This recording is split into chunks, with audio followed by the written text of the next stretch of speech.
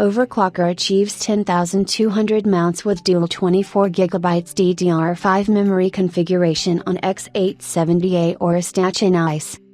This time, the overclocker utilized two 24GB DDR5 memory modules to push the speed to 10,200 mount, making another world record. Overclocker Hikuki pushes V-Color 2x24GB DDR5 memory kit to 10,200 mount, on AMD's X870 AORUS Tachyon ICE. Once again, overclockers are in the race to achieve the highest possible memory clock speed, but this submission, via at Unico hardware, is one of the most impressive we have seen recently.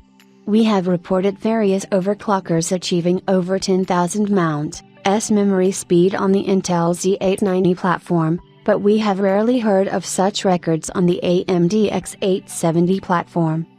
The Gigabytes in-house overclocker, Hikuki, did what seemed impossible initially. With a V-Color DDR5 memory kit, he achieved over 10,000 mount, of DDR5 memory speed, 10,200 mount, to be exact. While achieving this memory speed on the X870 platform is ridiculously difficult, it's even more impressive when you consider that it was achieved using 2x24GB memory modules. Hikuki used V-Color's DDR5 memory kit that was used on the unreleased Gigabyte X870 AORUS Tachyon ICE motherboard.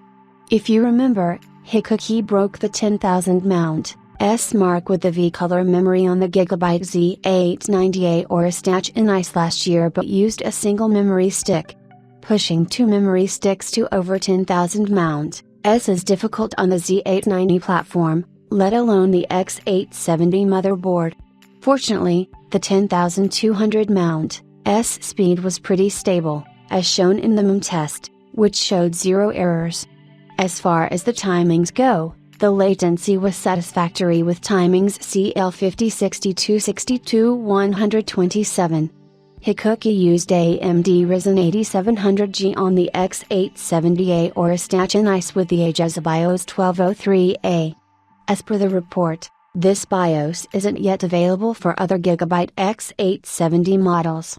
We await the launch of both the X870 AORUS Tachyon ICE and AORUS 1203A, which seem to optimize the DDR5 memory.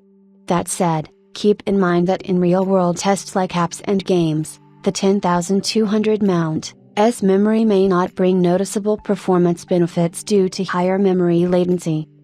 It's a hobby for world-class overclockers to push the hardware as much as possible.